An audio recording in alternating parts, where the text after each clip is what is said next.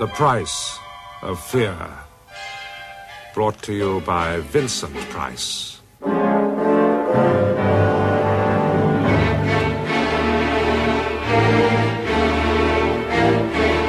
My little story for this week I want to call Come As You Are. You know that meaningless concession that gets added onto invitations to a party? You see, it's because the endless business of dressing up is such an integral part of my professional life that among my friends, my very positive reluctance to attend any kind of fancy dress party or costume ball is not only well established, but understandingly accepted. On a recent trip to London, I was genuinely delighted to find an invitation from my old friend Charles Vane awaiting my arrival. It wasn't until I'd reached that key and, to me, ominous phrase, "fancy dress will be worn," that my heart sank.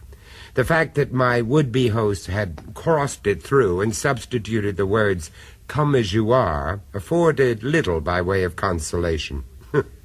There can be few experiences so desultory as to find oneself sober-suited in the midst of a determined company of let's pretend Casanovas, paunchy Tarzans, and moth-eaten King Kongs. As I put Charles's invitation back in its envelope, I'd already instinctively decided to decline. But even as I mailed my politely phrased refusal to his kind invitation, I had the distinct feeling that I was not to be let off the hook so lightly. The 2 a.m. phone call confirmed my misgivings.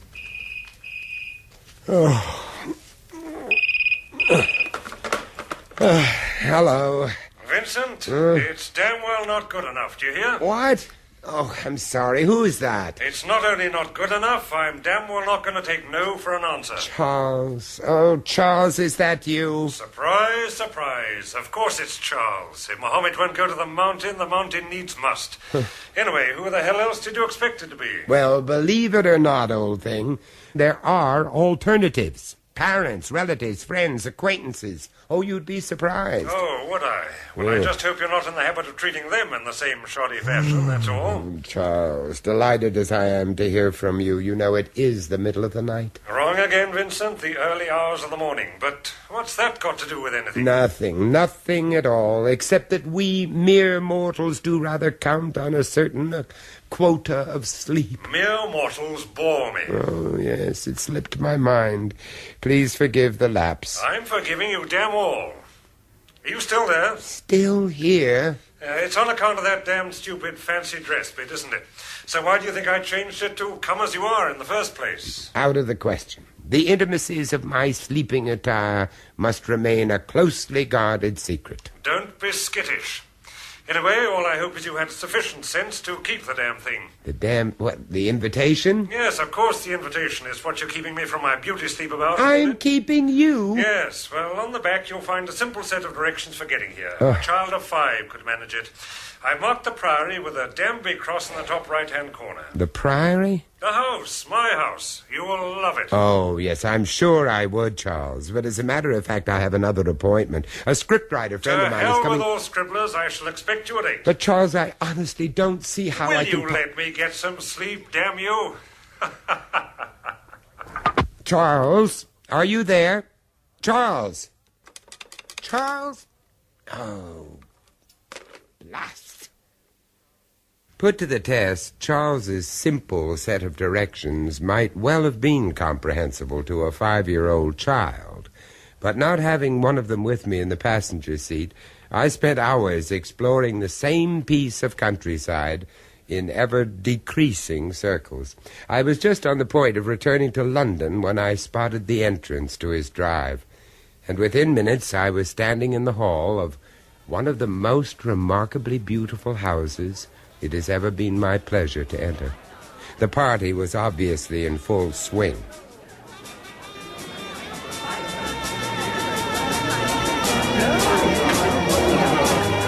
Ah, there you are. Let the festivities commence. Vincent, you're late, damn it. Oh, Charles, how good to see you. I've been ringing that ridiculous hotel of yours for the best part of the evening. What? Thought you'd gone and funked out at the last minute. Oh, I am sorry about that. Your directions weren't as explicit as you cracked them up to be. Huh? As a matter of fact, as a cartographer, your talents seem to be singularly lacking. Nonsense. If Columbus had me aboard, he'd have found the New World one hell of a lot sooner than he did. Anyway, seeing as how you finally made it, come along into the library. All right. We'll fortify ourselves with a brandy or three before I introduce you to the somewhat dubious delights of the snake pit. All right. There you go, then. What? Oh, I am sorry. Thank you. Yeah, you're miles away. Yes, I'm just taking it all in. The house, yeah, impressive, isn't it? Beautiful, Charles. Cost me a pretty packet, I can tell you. Really beautiful. Point taken. Yeah, you're quite right, of course. The heathen financier in me. Always been under the impression they amounted to much the same thing. Anyway, here's to it. And to your health and to your house. Tell me about it. The Priory? Well, don't expect me to go into the full historic bit.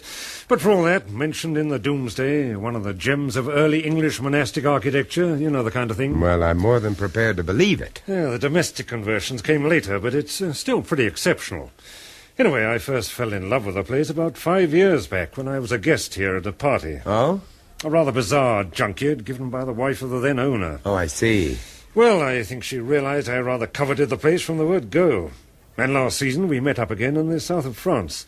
She told me her lifestyle had changed somewhat since our last meeting, and judging by the bevy of young Apollos she had in tow, I was more than prepared to believe it. Well, I eventually got round to the house, and she said that providing the figure was right, the place was mine for the asking. Well, it obviously was, then. Let's just say the contract was concluded to the mutual satisfaction of both parties, shall we? You're the same old Charles. So, here we are. 9 months later, and it's housewarming night on the old corral. Oh, thank you. Are you, thinking of settling here? Nothing surer. Oh, you look skeptical.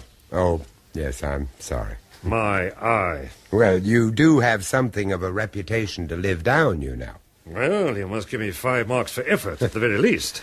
I've already got so far as settling into the place, even acquired a genuine English butler and a stable of splendid hunters. Yeah, every reason to be proud of my new country gentleman image, don't you think? Well, all you need now is a genuine English rose to complete the picture. I'm working on it. You being serious? I am. The question is she? Oh, am I to meet her tonight? Oh, my dear fellow, here tonight, her blue-blooded parents would have 40 blue-blooded fits. Oh, then this is something of a last fling. Let's just settle for the last but one, shall we? All right, if you prefer. I most certainly do. Right, let's be having you then. My lords, ladies, and gentlemen, welcome to the snake pit. My original misgivings about accepting Charles's invitation proved well justified.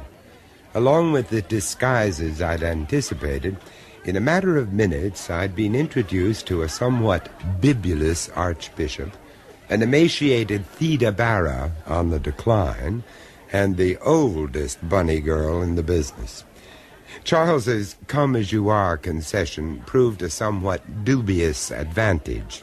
My conventional business suit seemed to generate the same degree of cool hostility as if I'd elected to wear it at a convention of nudists. It was with a very positive feeling of relief that I eventually escaped the throng and sought out some corner strategically removed from the general merrymaking. The minstrel's gallery seemed perfect. Suitably fortified with a private bottle of Charles's excellent Dom Clicquot, I climbed to my remote perch as eagerly as any canary in its gilded cage, a positive refuge where I could ponder the idiot antics of my fellow man and consider myself well out of it. And so you are, old fellow, so you are. Well out of it. In the gloom of the gallery, I'd almost stumbled over the man. I managed a rather startled apology, but even when my eyes had grown accustomed to the darkness, the details of his physical appearance remained extremely vague. The quality of his voice, the spare, angular outline of the silhouette he presented, suggested someone of middle age, but then he could just as well have been a great deal older. Only for the briefest of instants was I positively aware of his pale, watery eyes, opaque behind the glint of his old-fashioned pince-nez. I hope I didn't startle you. Well, somewhat, I must confess. I didn't realize I was intruding. A temporary refuge from the madding crowd, eh? Yes, I know it must seem ungracious. Oh, to some it might. For my own part, well, given the option, I'd have been abed and asleep hours ago. Oh, won't you take a seat? Oh, thank you so much. Allow me to introduce On these occasions, formal introductions always strike me as superfluous. On top of which, I can't offer my hand. Oh? A somewhat unfortunate accident. Oh, I'm sorry to hear that. If I were to fetch another glass... Oh, it doesn't agree with me. But why don't you? Oh, thank you. I'm glad to observe that one of us, at least, had the courage to refuse being bullied into dressing the part. Fancy dress. As in some ways it might have been easier to oblige. The proverbial sore thumb, eh? Yes. In my own case, well, there was little option. Oh? My wife, you know. She positively revels in this kind of revel. But possibly you've already observed her. Titania in all her glory. Oh, yes. Yes, as a matter of fact, I have. It would be difficult not to. Well, extremely effective. Ridiculously pathetic. What? I can think of few sights so ludicrously tragic as a middle-aged siren aping the appearance and manners of a young girl half her age. Do I embarrass you? Well, Oh, you must forgive me, but her penchant for youth is so notorious, I now feel little reluctance to talk about it.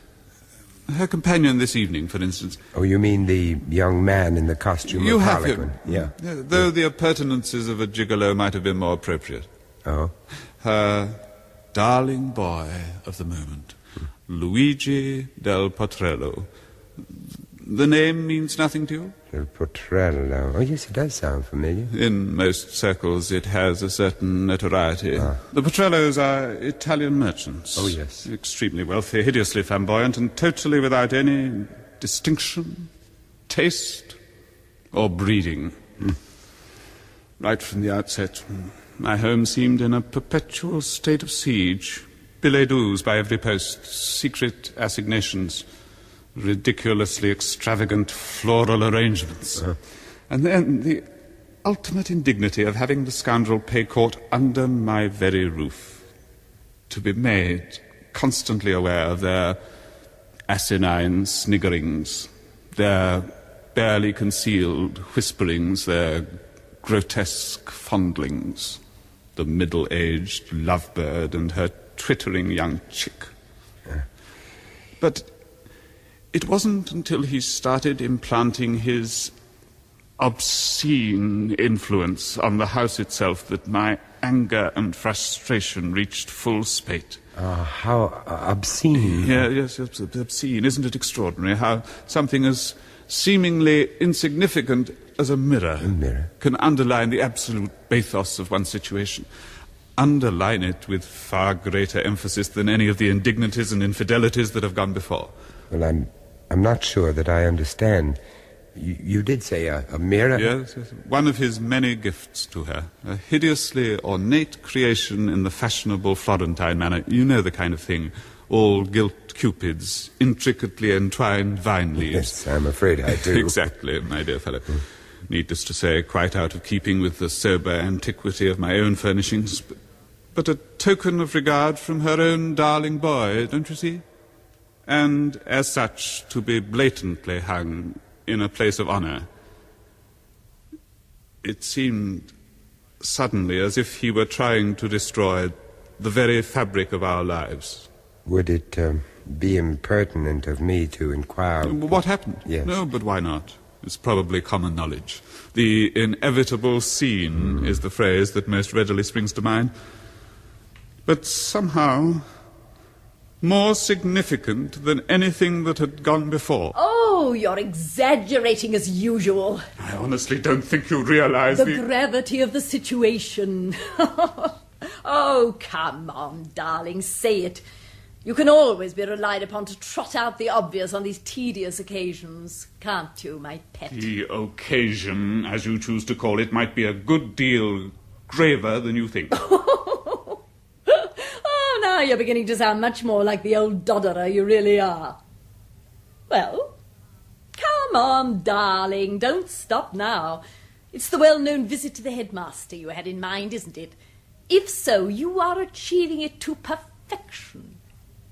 The darling boy really has excelled himself this time, hasn't he?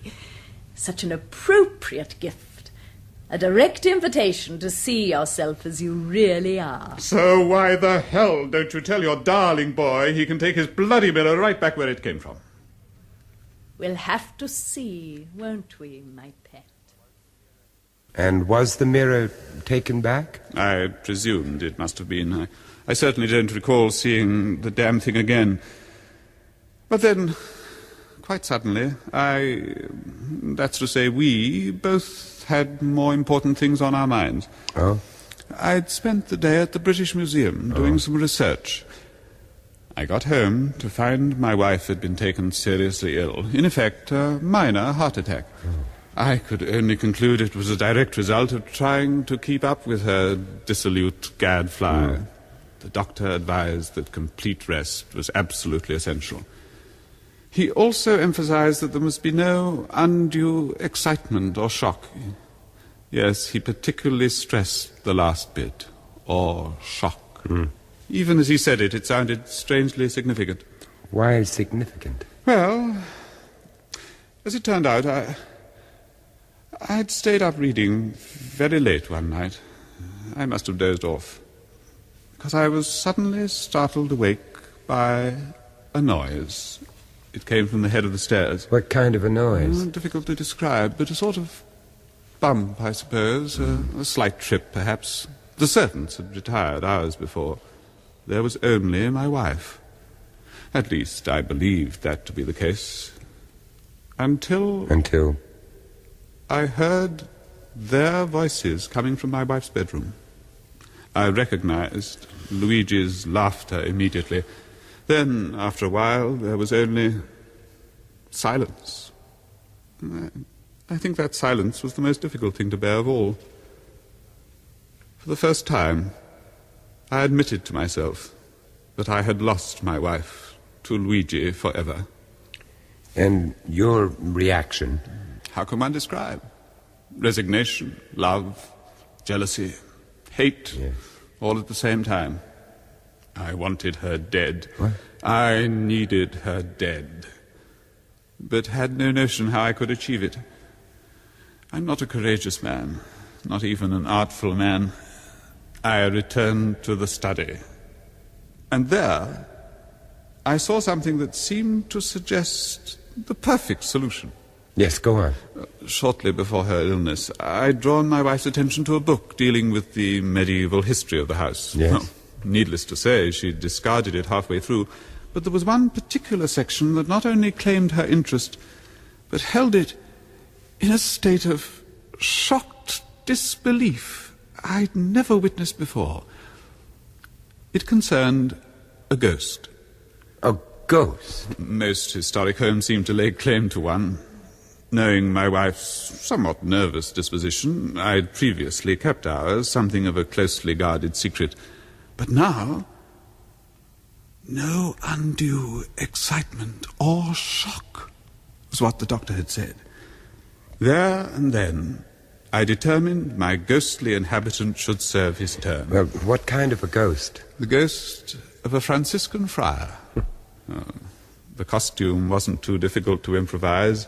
A burnous, one of those Arab night-dress affairs, complete with hood, served my purpose to perfection.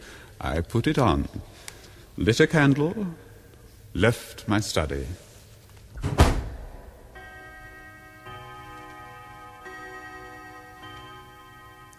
I crossed the hall.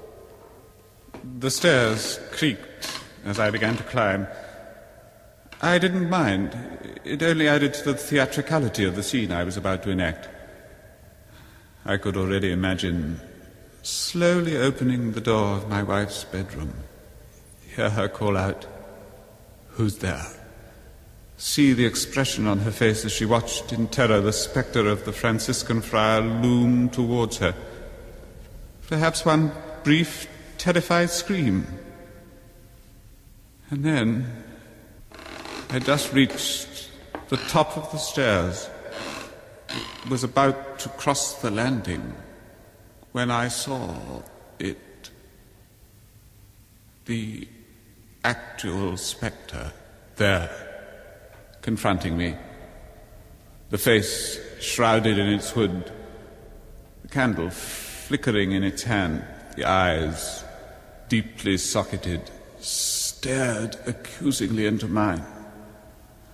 For a long moment there was only disbelief at what I saw, and then panic. I tried to move, but couldn't. I tried to scream out, but no voice came.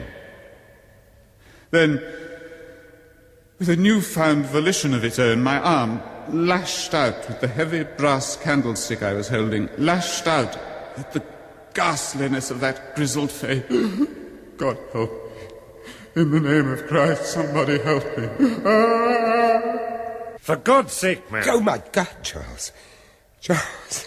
What the devil do you mean by slinking off like that? I'm sorry. Well? I turned towards my distraught storyteller, but he was gone, probably realizing he was in imminent danger of being forced back into the swinging multitude below. Oh, come along, man. Don't just hang around in the gloom. There's somebody special I want you to meet. From the far end of the library, Titania herself confronted me. She sat there enthroned in one of Charles's splendid high-backed chairs. Captain of our fairy band, mortals, darlings, close at hand. As she misquoted from the bard, Titania made very short work of a very large brandy. In view of my so recent conversation with her husband, I must have looked somewhat taken aback. She was not slow to notice the fact. Something worrying you, darling. Well... Charles, be a dear. Titania's running low on nectar. Well, darling, you were saying... Well, I do apologize. It's pure coincidence, of course, but I've had the pleasure of making your husband's acquaintance. My husband? Yes. You did say my husband? Yes. Oh, damn you, Charles. You haven't gone and told every Tom, Dick, and Harry my little secret. You know I particularly asked you to keep it strictly entre nous. Luigi would be furious. Luigi? But that isn't your husband. Oh, what a damn fool I am. Now I've gone and let the cat out of the bag. You must have been referring to that dreadful old dodderer I was imbecile enough to spend the best years of my life with. Now, darling, we mustn't speak ill of the dead. The dead? Thank God. The best part of 2 years, isn't it, Charles? Even at the very end, the old dodderer proved as parsimonious and mean-minded as he'd been all along. Still, he paid for it. One of the few comforting things in life is that one can always depend on getting exactly what one deserves. Or deserving exactly what one gets. Oh, Charles, darling, you are being cynical. Anyway, I must away. Luigi's gone missing, don't you know? It isn't that I don't trust the darling boy, darling. It's simply that I don't. Goodbye, Mr. Goodbye. Charles, darling. Oh, it's been bliss.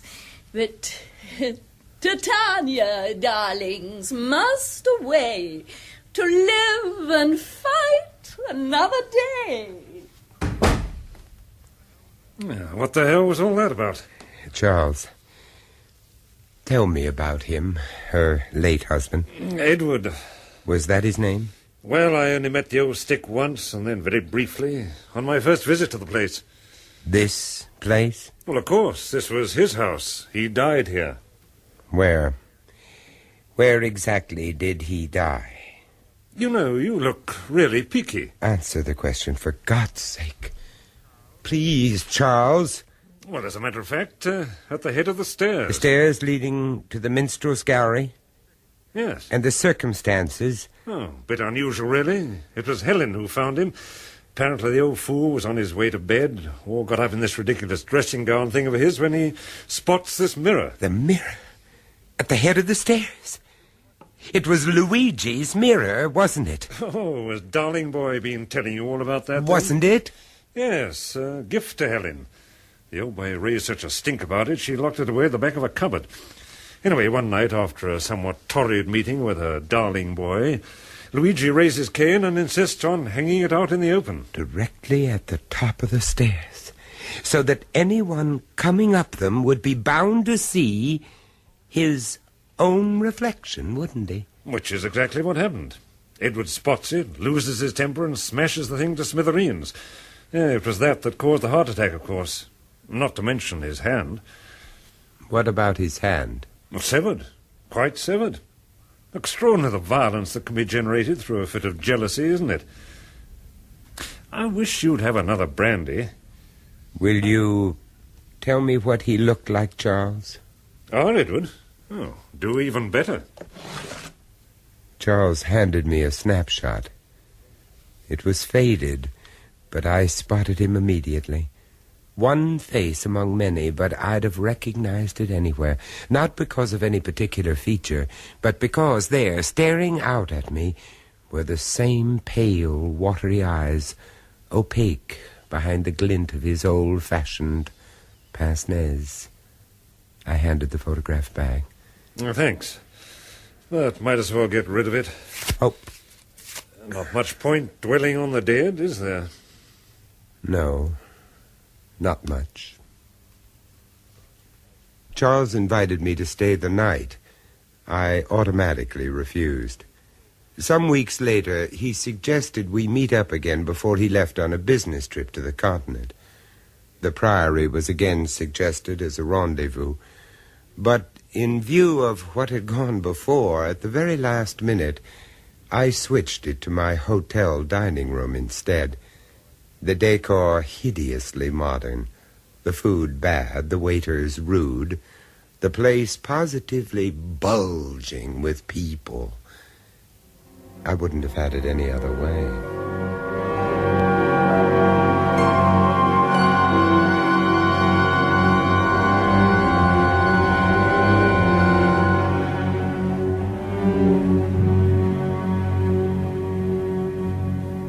That was Vincent Price, bringing you The Price of Fear. Co-starring in Come As You Are was Maurice Perry, with Betty Huntley-Wright and Peter Williams. Come As You Are was first recounted and dramatized by Bill Ingram and produced by John Dyers.